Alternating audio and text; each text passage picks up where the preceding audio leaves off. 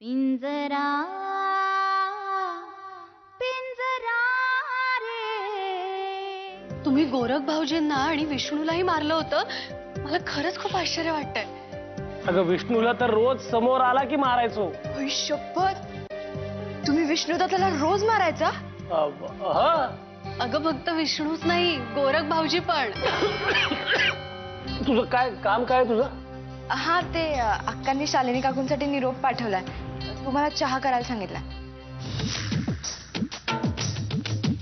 पण अशी घटना म्हणजे नक्की काय घडवणार आहात तुम्ही या वाड्यात?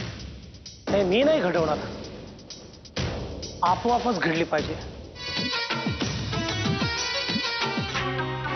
आधी लगीन नारायणीचे, मग जहाज.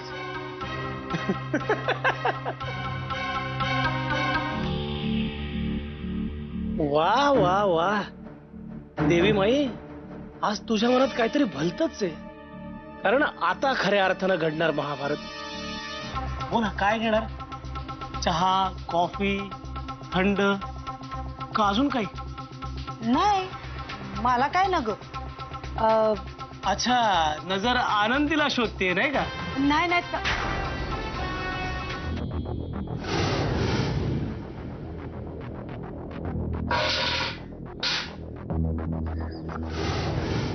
तू तू तू कवा आलीस इथं?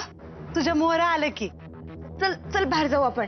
इथं नको, अक्कांनी पाहिलं ना. काय अक्कांनी काय? यांच्या चहा पाण्याची व्यवस्था केली पाहिजे. चला.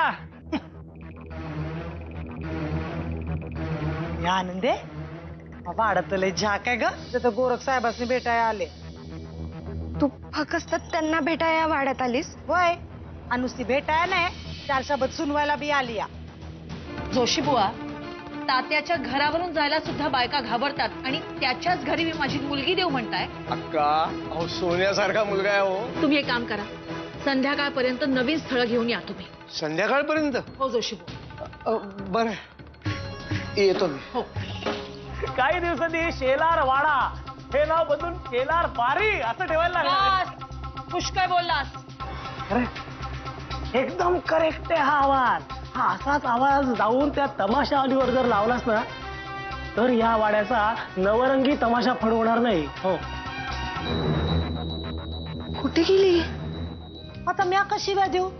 बरं, नाही मग काय विचार करून इकडे आलाय ते तरी कळू दे ना मला. गोरख साहेब, तुम्ही असे एका मागून एक असे प्रश्न विचारू नका. गांगरून जायला होतं या. लक्षात ठेव, तुझ्या फडावरचं कुठलंही माणूस इथे आलेलं मला चालणार नाही. त्यांना बजावून सांग.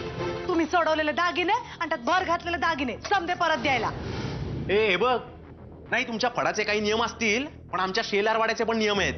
आम्ही एकदा दिलेली गोष्ट परत घेत नसतो. ए साहेब, माणुसकीच्या भावनेने खरंच केला होता तो आम्ही बी परत घेत नाही.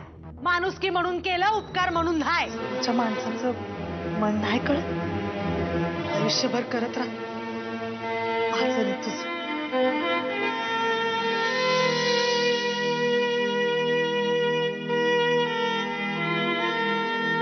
आता 3-4 महिने तरी आम्ही काय परत येणार नाही या गावामध्ये. सौताची काळजी घे. जप सौताला. जप म्हणजे? इथे कोण काय करतं ग तिला? अगं ए, तिकडे फडावरती जाऊन इथल्या तक्रारी करतेस वाटतं. बोलायची रीत असते या.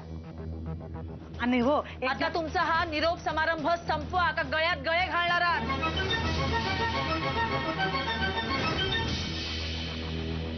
छान छान खोटं बोलतेस. पण मी जेव्हा बाहेर आले होते तेव्हा ती नव्हती इथं.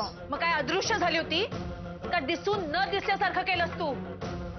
काय ग आनंदे, म्हणजे या वाड्यात कोणी पाहुणा आला आणि तो पाहुणचार न घेताच गेलाय असं ऐकिवात नाही. नाही का अक्का? वाड्याच्या रीती तुला कधीपासून कळायला लागल्या गोरख? तुझ्यामुळे अक्का तर माझ्यावर पण चिडली. हे गोरखचं मला माहिती नाही, पण लक्षात ठेव, तुझ्या फडावरचं दुसरं कुणीही इथे कधीही आलं ना तर मला चालणार नाही. नीट लक्षात ठेव. आनंदे, इकडे आहे का पटकन? काय ग, येतेस ना?